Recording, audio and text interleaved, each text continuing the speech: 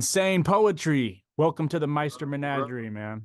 What's going on? What's going on, Zach? How you doing, sir? Good, man. Good. Just staying fucking busy, man. Yes, sir. I know Yeah. something about that. Yeah, I know you do. All right. So for those who don't know, this is a tenured MC who's been in the game for years, and I'm fucking honored to have you on the show. I know we've been going back and forth talking about it, and I'm happy to finally make it happen. Well, yeah. I think it was for at least the last 4 or 5 months, maybe even 6 months. We've been trying Yeah. to get it together. I really didn't have my equipment set up at the time we were trying to do it, I didn't know how to run it through the correct, the correct procedures to actually run it through my DAW. But being able to do it like this is much easier anyway. Yeah, ever since I started adding video, it's easier just to do whatever is convenient for my guests because having to have them film it also separately and then like me cutting it all together would be a nightmare, and Zoom takes a lot of that responsibility and a lot of that workload off of me. So that just makes it easier for everyone. Oh, okay, okay. Yeah, yeah. So let's go way, way back because I do my digging, I try to do my research, and uh sometimes artist history is a little cryptic, but I want to make sure that I got the facts straight. Okay. So when did you start? And I know insane poetry. Do you go by insane poetry or psycho? By insane poetry. Okay. If my intel is correct, you started off with a group back in the day. Yeah. Salute to the guys that was a part of it. MD, DJ Streak. Actually, rest in peace to my homie, General Jeff. He used to be in a group called Rodney and Joe Cooley. I used to rap around him a lot, and at the time I had no name for myself. So Insane Poetry never started off as a group. It actually started off as a solo art. Because he just said, "Bro, your poetry's insane. Your poetry's insane." I'm like, "Damn, Mhm. that's crazy." There it is, right there. Because I was going by a different name at the time back then, and I just wanted something to fit what I was doing, and he came up with it. So it was insane poetry. What it was back in those days is I wasn't confident of doing solo music or career, Mhm. even though I created Grim Reality more as for my thought process and everything. It's just I wasn't comfortable being just me Okay. Okay. So that makes at that time. sense. At that time, I wasn't comfortable being a solo artist. Plus, hip hop at that time, a lot of groups, and I was listening to a lot of East Coast shit at the time too. So, a lot of East Coast, and being from the West Coast, East Coast shit was on the radio more, Yeah. unfortunately, at Yeah. that time. Yeah, definitely. What part of the West Coast were you from originally? Southern California, Okay, dope, Southern dope. California. Went Um, to went to Cerritos High School, oh, dope. right near is right near Long Beach. Cerritos is like a smoldering pot of different cultures: Mm, Filipino culture, Black culture, white culture, all wrapped in one. Latino culture. So I went to high school with a bunch of different styles of people, and then you had Compton that was down not too far from us. It was a whole bunch of different elements that went to the school I went to or the surrounding schools. There was a high school called Gar High School. Also, it embodied all these different elements, and basically, a lot of us that's been in hip hop for a long time. We come from at least that somewhere in that area. yeah, yeah, definitely. Hell yeah. So you've been doing this for a long time. So, um, you're kind of coined as one of the original godfathers of the horrorcore genre, or what, at least one of the original people. I don't know the exact timeline for every artist and every I don't, record I don't, drop, I don't but know exact timeline either. To me, it's all subjective because everybody's going to say what they think and all that. yeah, So I just look at it like I'm from a specific area or a specific era where it wasn't called horrorcore at the time. mhm, So I was before that. yeah. So I mean, not that I love my dudes that it came that brought it out to the light, but I was doing it way before it was called that, and there was a few others that was doing it way before it was called that too. That's why I said who was the beginner of it is subjective as fuck.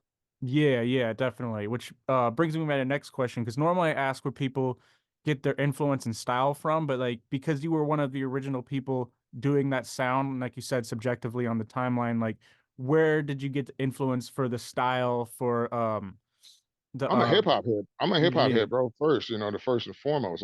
My yeah topic is just happens to be dark at times. If you listen to it, it just depends on the environment I'm in.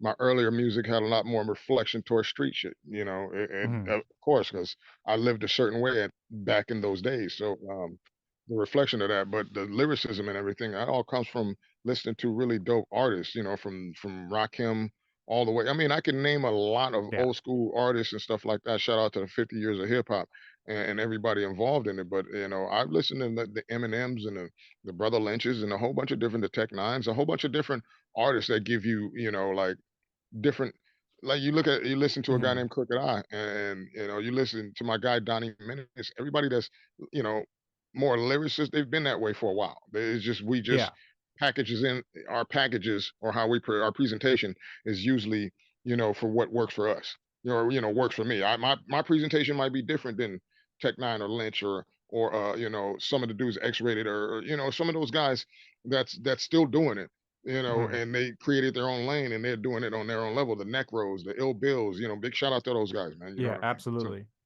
yeah uh so no everything you said is hits right at home for sure, but when you started doing those sounds, how was the reception for that? Because I know a lot of the West Coast is more like laid back, more like lowrider type shit and just banging, you know what I mean? So like what I'm gonna was the be honest with reception you, like? man. That's just that was just I mean, that's one of the many things that was going on in LA. A lot of people don't even know the underground of LA was like, that's where the Far Side came from. It was Good Life Cafe, uh, um, um, over at Leimert Park, all these different little things, Project Blowed. A lot of Mhm. MCs that came out of there, they didn't sound like laid back. Maybe Yeah, there that's was, true. but That's true. it was more rappers that sound more like De La Soul or Hmm. like Planet Asia and Far Side. I did say them hieroglyphics.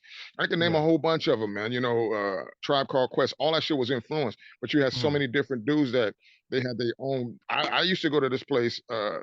In LA, and it was like you couldn't cuss. You had to spit, and you could not cuss. Hmm. And that was the first time I saw some of the some Fat Joe was there at one time. What is his name? Can't think of his name. He freestyle, one of the best freestylers, back in the day. God, I can't think of his name right now. But he wore goggles. He used to imitate everybody. He'd sound like Big Daddy Kane, KRS One, LL Okay. Cool J, but he'd rap anything in the room. But he would change his voice to sound like him. It was so fucking dope. But no, but oh shit, hold on. Sorry, I lost you. No, you're good. I Um, lost you for a second. I'm kind of clumsy here. no, you're fine. You're Uh, fine. but yeah, man. Supernatural. That's his name. Yeah, Supernatural. yeah, yeah, yeah, yeah. Yeah, I don't. So I've listened to so much music in my life, bro. It's like sometimes I'm like, damn, I smoke too much weed because I can't remember this fool's name. When they come back up to me, right at the obvious sign. Hell yeah. But yeah, that's pretty much it, man. It's LA is a whole different culture, bro. So True. me doing horrorcore, no, was it accepted out there? No, you know what I'm saying. Yeah. We're talking about. Here's the thing: we can talk gangster shit all day and Hmm. all of that street shit all day, but people go to church, they don't want to hear about devil shit, man. And Yeah. in my music was tapping into the antithesis of what they was fucking with. So it's hard to swallow what I was doing. They couldn't deny that I was dope. It was just Yeah. hard to swallow the concept. Yeah, yeah, absolutely. As I could imagine. So, but I mean, I face that with my own music sometimes. You know what I mean? It's hit or miss with the crowd. So I just want to know, Oh like, yeah, and that's why I make so much difference. I've never been a horrorcore rapper because see, yeah, that's always putting yourself in a specific box. Can I do that shit really well? Fuck yeah, I can. mhm. I have that in me, but I just rap a lot of different things. I'm more of a lyricist than anything. It's insane poetry. It's not horrorcore poetry. Yeah, no, It's instant absolutely. closure. So that's why it's like when you do a catalog search, you'll find records that aren't horrorcore at all. Like even on my last album, Violent Art, Mhm. although the album was set up, with that dark undertone, the song "Mass Down" is not a horrorcore song. But if you from LA and you know how the gang shit go down, that shit was touching every it fit right in with it. Yeah, yeah, no, definitely. I feel what you're saying, and I don't mean to like put you into that box because I know you're a fucking really versatile MC, but I was just curious about that particular sound and flavor and how that like came across to some I people. You know love what I West mean? Coast music, man. Come on, man. Yeah. I'll bump. Like to me, I'll throw on some Dog Pound, King T, you Yeah. know, Rodney O, Joe Cooley, Everlasting Bass. Big shout outs to those guys. Mix Master Spade, Toddy T. That's old school shit. Yeah. Ice T, um, all the delicious vinyl artists. Hmm. It's so many different LA West Coast style of music. And I'm just talking about Southern Yeah. California. I ain't even went up to E40, the Bay Area, the Yeah. Clint. None of them, none, and they got to get theirs too, man. It's like, Planet Asia. Big shout out to Planet Asia. Big shout outs to all those dudes, man. That's from all in the Bay, man. Sac, Oaktown, uh, East Oakland, Pinole. I got a lot Yeah. of Yeah. Yeah. homies and friends in a lot of different scenarios, man. A lot of different scenarios. Hell yeah. Hell yeah. So when did you start feeling the buzz? Come on, What for to your rap? career. You mean to rap or just what do you mean? Well, I mean, Yeah, I'm yeah. saying Like when did things start it's feeling like it coming. could pick up like tours and like when did people start to like really take notice of what you were doing? Um, what's crazy? I always tell these youngsters this. This is how I'm gonna answer that question. Okay. I always tell these youngsters when we talk and all that shit like that. Or just to people in general, not youngsters, just people in general. I said, man, I've Hmm. been doing this shit for over 30 years. And I've been dope for over 30 years. But I only been popular for the last two and a half. Okay. So it doesn't matter how long I've been doing it. It's a matter of when you've been when do you get recognized? Because I've toured way before was popular to in this scene, which is Yeah. crazy because I have done so much in my prior life, my prior career of rap before I even did before I hooked up with LSP, Hmm. and all that is forgotten. It's like it doesn't even exist because now I've got a whole new career in the lane I'm in right now, and so it's beautiful. I get I get it, but touring. Big shout out to Scum, bro. Let's just get there. I've toured prior to Scum, but I wouldn't call it a tour. You know what I'm saying? I didn't really get my first taste of what a real tour was until I did it with Scum. And we did our Random Acts of Violence tour. That was the first tour I officially felt like I knew what it was. I did a lot of spot dates back in the day on from the West Coast when I was rolling with Rodney Ojo Cooley, and that wasn't my shit. That was their shit. I was just involved in it. Hmm. But with my shit, it's I guarantee you, it's all Scum, man, and it started off difficult, bro. Let me tell you something, because we starting off like not Insane Poetry or Scum. We started off as Triple MFD. Nobody Hmm. knew who the fuck that was. So it'd be it'd be us headlining, and people would come to the show, but they'd come locally to see their local acts, then dip the fuck out because they had Hmm. no clue it was who the fuck was Triple MFD. We didn't start really getting on until we went on with Twisted. When we went out with Twisted on the Generation Nightmare tour, um, Scum had been already done a few, tours with them. But when we went out as Triple MFD, it got people to see how our chemistry was live, Hmm. how really aggressive it was, and how our energy is. That's just what it was, and then basically, that's what started putting us in different spots. Is they Okay. got people finally got to see us work. Hmm. Okay. You Well, can be dope all day at home, yeah, but yeah, yeah. till they see you, No, they I start feel putting that. you in opportunities. Either you're going to be a threat to them, and they're not going to put you in opportunities, or they're going to see you as hey, shit, we can make money with these guys. Okay. Well, I think I framed the question like that and I brought that question into it because in my mind, I had always seen you as like doing the shit because when I was in high school, I was listening to like the snuff reels and that shit was getting me through a lot of hard times. Like My Sweet Misery was my fucking Yeah, banger, man. man, Like I sweet was, misery, you crazy. know, and I was on another page rapping them. My mind, I was like doing a lot of. I was going through a lot of mental issues at the time. yeah, yeah, Super same. mental issues at the time. I had just, I hadn't just left California yet, but I was about to. Mm, I wouldn't say I was homeless because I wasn't homeless, but I was. I hadn't had it in California. You need a job. I don't give a fucking leave unless you made it. If you ain't made it, you need a job.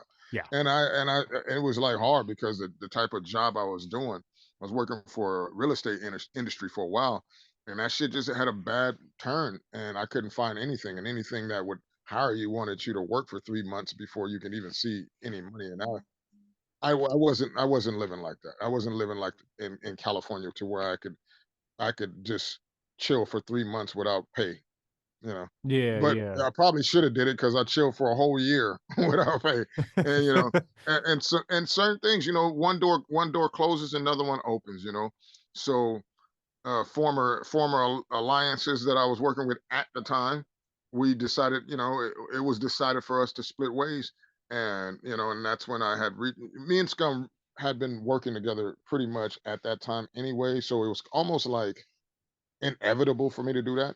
Okay. But it just, the doors opened up for that, and it's been LSP since. You know what I'm saying? I have no contract with Scum. So Mhm. people would, they're like, hey, I don't have a contract. We have a verbal agreement. I've been repping this shit for 15 years, and there's nobody can say I have not. Yeah. There's no, if I didn't trust the man, I'd have been left a long time ago. I've been around a lot of music industry shit, but this fit me so much better. It's just like I'm allowed to do it exactly what I want. Nobody's telling me how to dictate what to write, what to do, nothing. Yeah. Completely independent, completely. Outside of the fact that that's my man's, we're all completely independent. People are like, "Oh, it's a big ass label like that," but in reality, we're a whole ass movement. It's not just Yeah. a label. Yeah. Yeah, absolutely. You guys got tons of diehard fans that follow LSP. It's dope. It's dope to see. When did you get linked up with Scum and LSP? Like what do you Oh, remember? 15. Do you remember when that happened and what that was Oh yeah. like? I'll give you the beginning of it. First of all, Scum was trying to reach out to me because he was a fan of my music. He was a fan of Faith and Chaos. Mm, He hadn't even heard Grim Reality. Didn't even, and to this day, I don't think he really cares for it like that because it was before his time. mm, But Faith and Chaos is way more in his time, So he was reaching out to one of my guys to get me to fly out because he wanted to bring me. But the guy he reached out was like, because at the time I was doing uh, me and JP had a label that we had label artists. And it was more like a homeboy thing, but everybody was fire. Everybody could get down.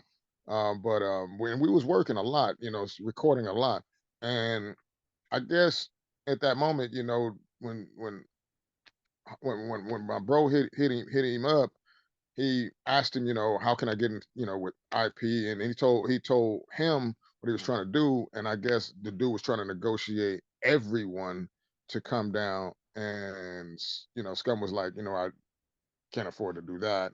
I just want to get my man. He's the one I know. yeah. But he ended up bringing me and JP, cut to get to the real. He ended up bringing me and JP out that that first time to Denver. And that wasn't my first time in Denver, but it was my first time in Denver in that underground scene. And it was crazy because it was called Unbound Underground, and it started at 11 at night, then in 11 in the morning, then until 12 at night.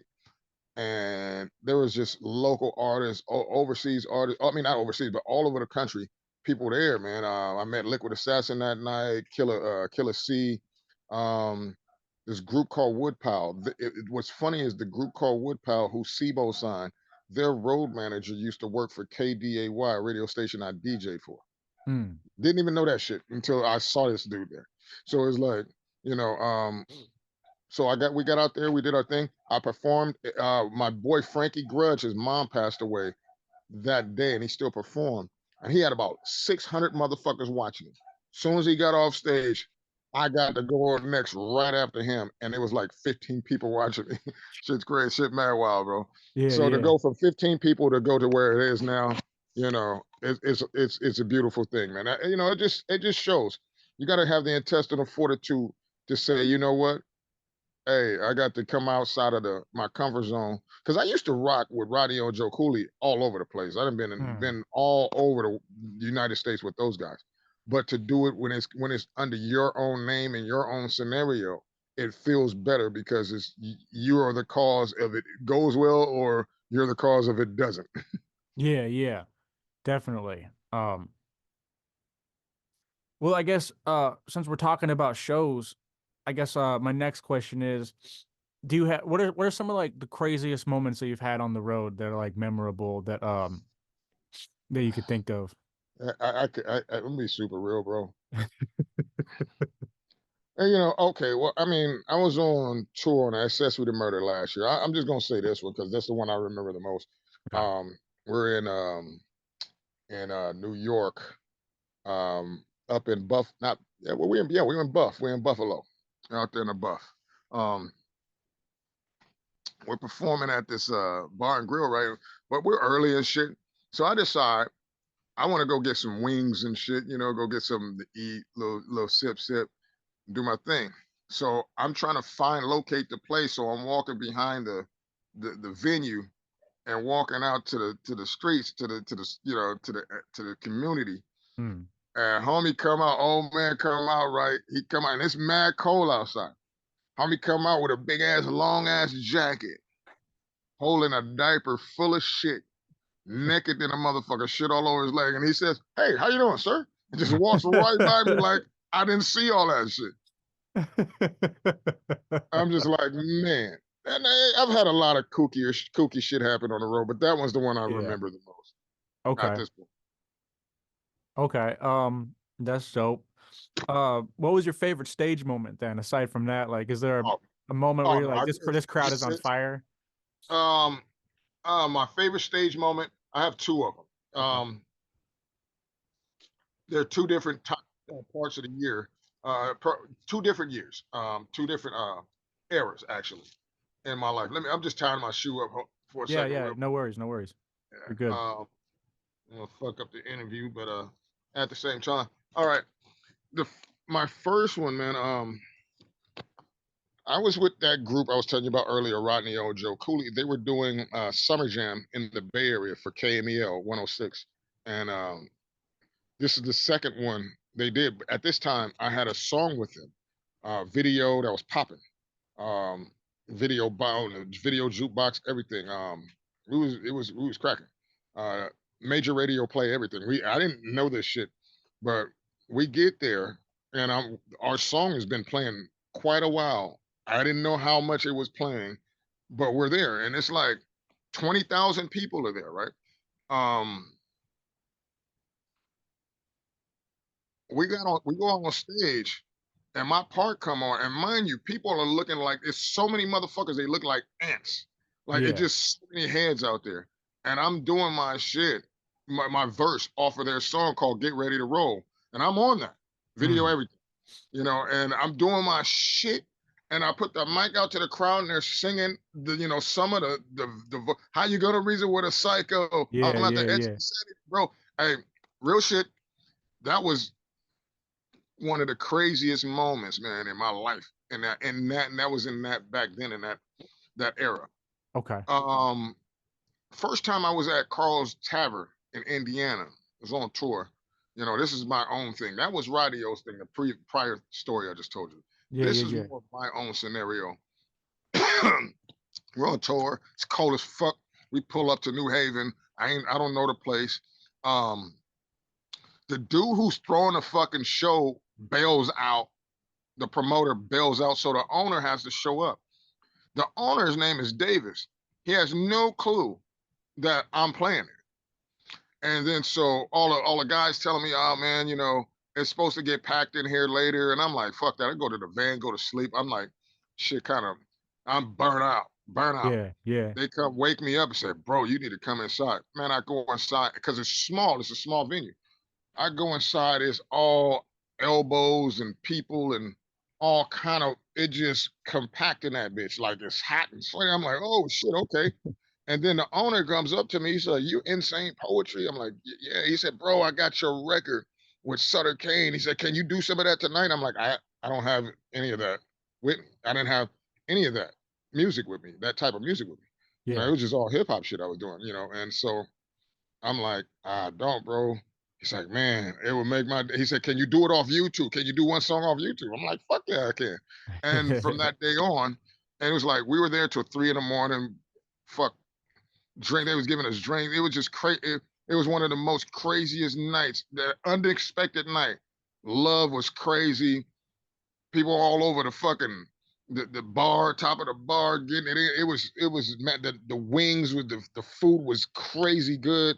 And I met a friend for life, man. His name is Davis Bird. Him and his wife Nitty, and they run the Carl's Tavern out there in New Haven, man. Good Hell people. yeah.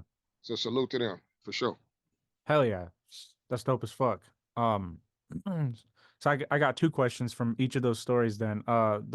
And forgive my memory on this, like I had it written down somewhere, but I lost the note, so I had to start a whole new note thing today. Hmm. The song How You Gonna Reason with the Psycho? What's the name of that song again?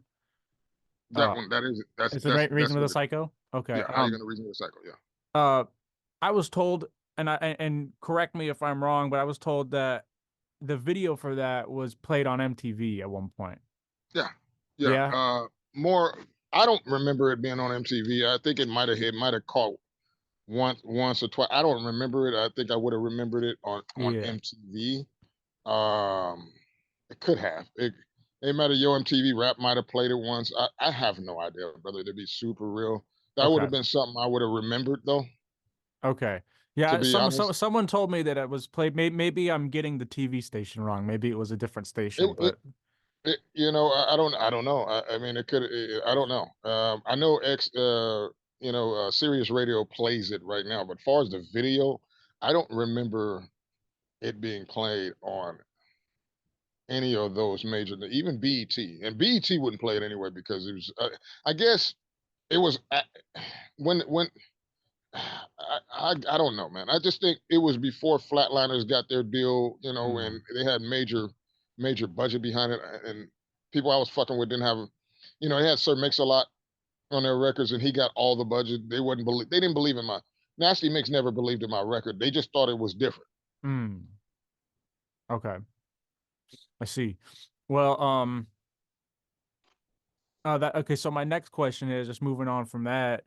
Um, the first music I heard from you was the snuff reel stuff and the work that you did So, with Sutter so okay, Kane. yes, sir. Yeah. How'd you get linked up with him, and what was like? Because I've talked to him like extensively before in the past, and he's a great guy. So I was just No, wondering no, man, about. can't. Sutter Kane, DJ Bless, great human being, bro. Yeah. Um, I had actually, it's crazy. It's crazy. One of the guys, he rest in peace. His name is Rich. Mm. He put me up on Sutter Kane videos, and I was like, "Who the fuck is this guy?" Yeah. Because he was doing what it was is I had wrote and recorded wrote for Vanilla Ice his hard to swallow record. Like I got 4 songs I wrote on that.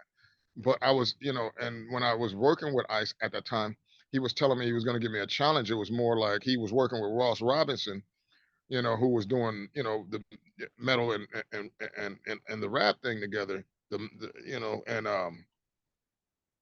Sutter Kane, when I heard his shit, I thought it was the same shit, but just extra grimy. Like it Mm. was more hip hop than it was, like Limp Bizkit shit. It Yeah. was Yeah. like it wasn't like Ross and them was doing Limp Bizkit type stuff and all of that, and it was way more commercial. What Kane was doing was some grimy, was some yeah, that shit, that Yeah. snuff real Yeah. shit. Yeah.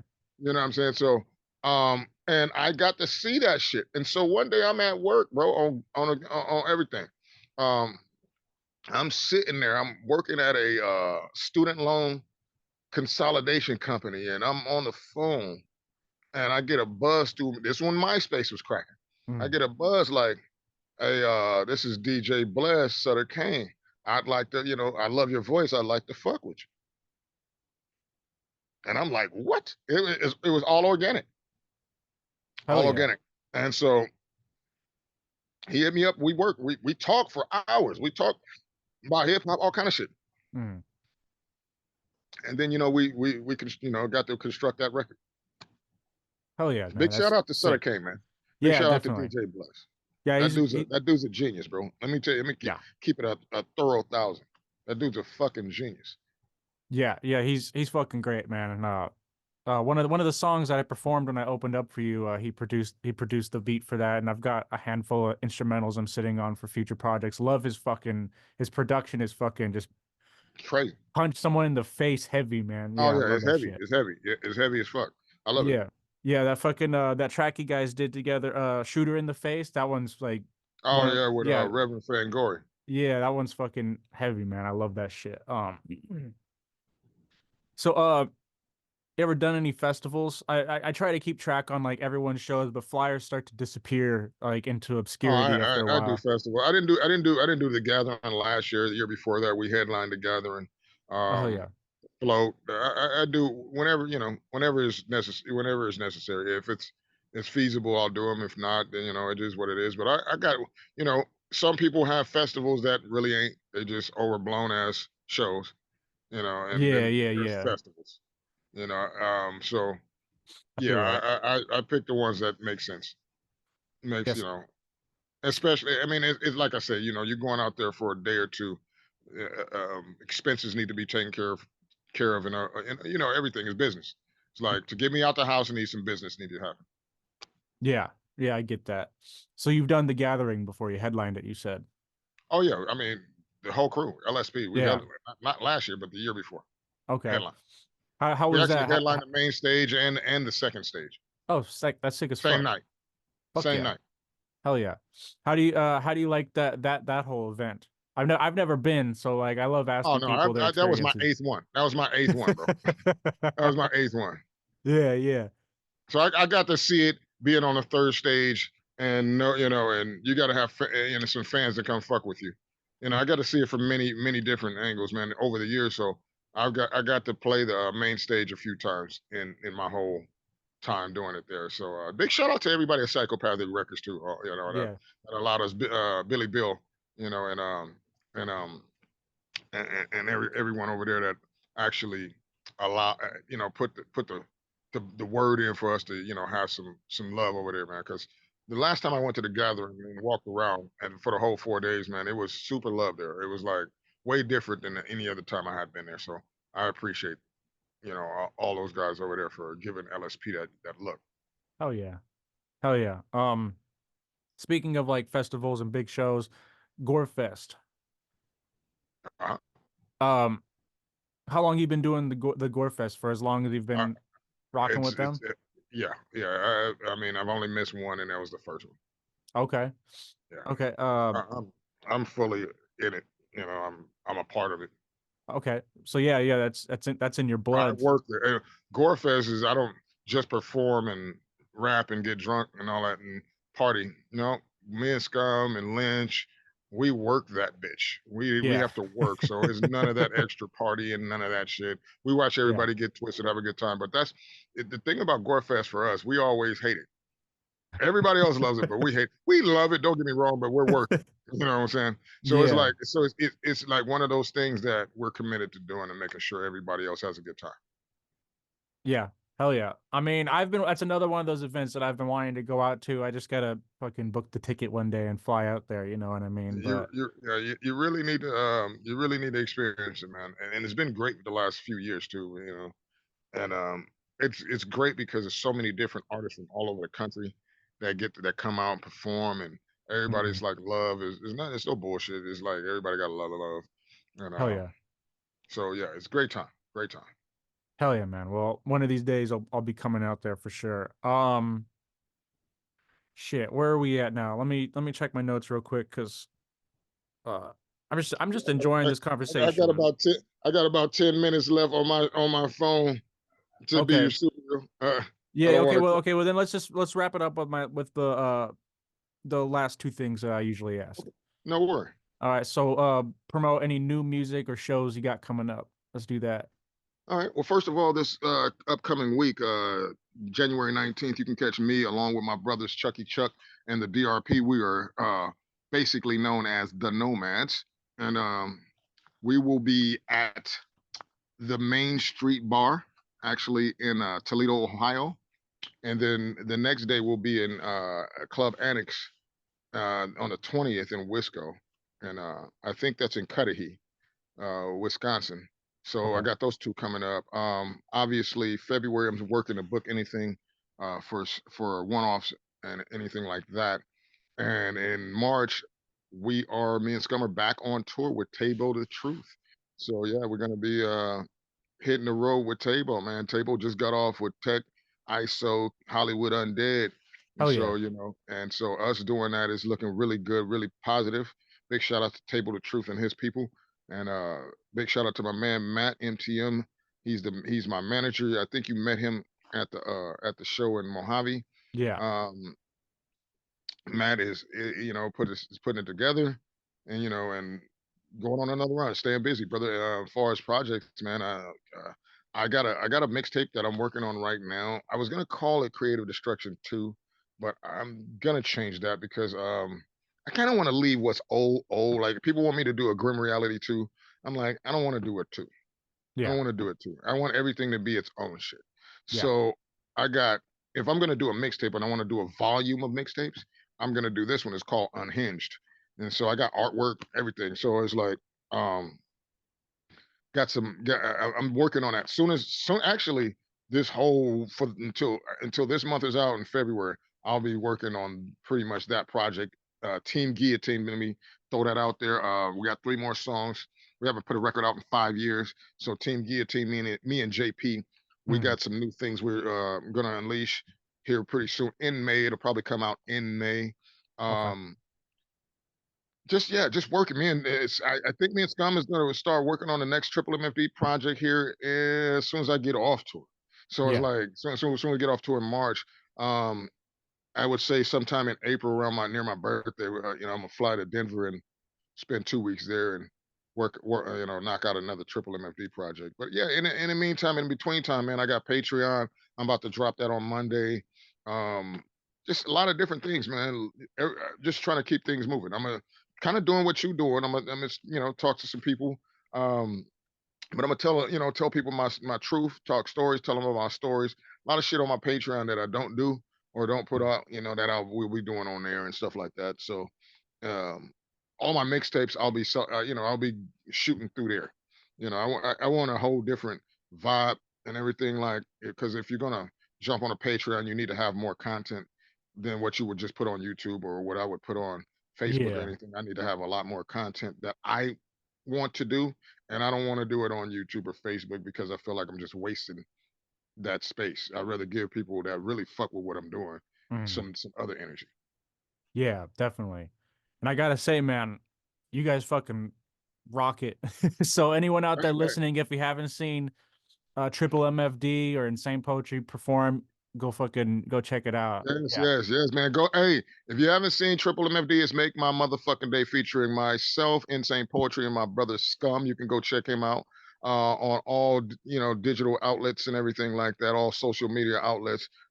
We just dropped a new album called Deadly Drug Part Two, the Overdose.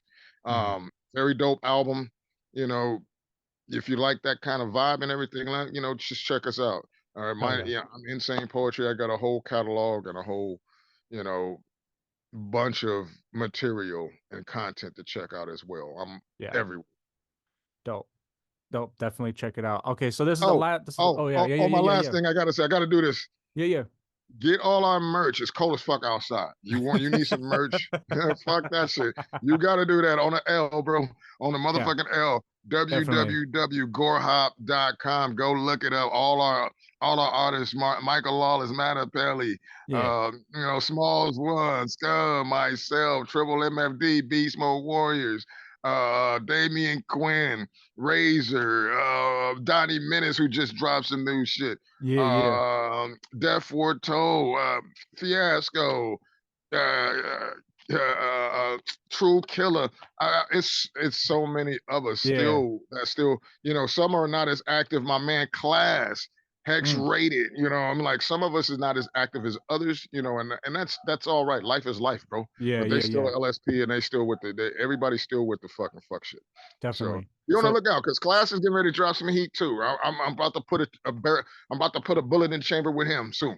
hell yeah, man. So this is the very, very last question. We could keep it quick too, but I always end the show with asking artists, if you were to give young Oh, I forgot. artists, Oh yeah. Razor Chuckles. I forgot. Oh, Shout out to my Chuckles. man Yeah. Chuckles.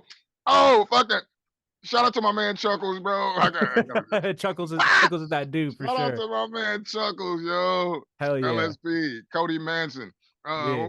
Man, like I say, man, The it's crew is huge. There's a big roster on there. huge, bro. But yeah, so this is the last thing. If you do have advice for any up and coming independent artists, youngsters that are just getting into the game, what would you tell them? Uh, don't think it's overnight because it's not, and you have to have the intestinal fortitude when shit don't go your way. Where you just can't just hop off the horse and say, oh well, fuck it, unless you're not just with it. If that's the case, that's a beautiful thing to do because you might find something in life that makes you feel whole and everything. Never just say this is it. Might be a stepping stone. Don't say, if you don't have it and you know it, just bow out. I'm cut from a different cloth, but I was told the same thing trying to do something else. It wasn't for me, so I bowed out of trying to do things that weren't fruitful for me. And what I mean fruitful is like mentally fruitful. Mm, Because in order to be able to do it and have to go through the good times and the bad times, it's a roller coaster ride in the music industry, no question.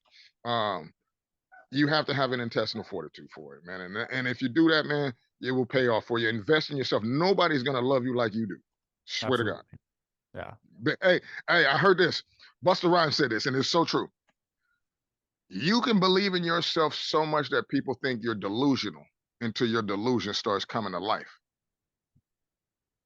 Word. Yeah. Hell yeah. 100%. 100%, Once man. your delusion, they think you're delusional until all of a sudden they seeing you everywhere, and maybe 5 years later, 10 years later, now you like lit, and they like, what the fuck? How did that happen? Well, you thought I was delusional. I was just on my shit, you know. Yeah. Yeah. For reals, man. For reals. Well, Insane Poetry, thank Yes, you sir. for hopping on the show. Thank you for your time. I No appreciate doubt, that. brother. No, I appreciate you, Zach, man. You take care. We're gonna talk. We chop suey soon, bro. Yeah, definitely, man. You take it easy and stay warm. Yes, sir. Yes, sir. Yep. Got to. Peace. Peace. Peace. Later, man.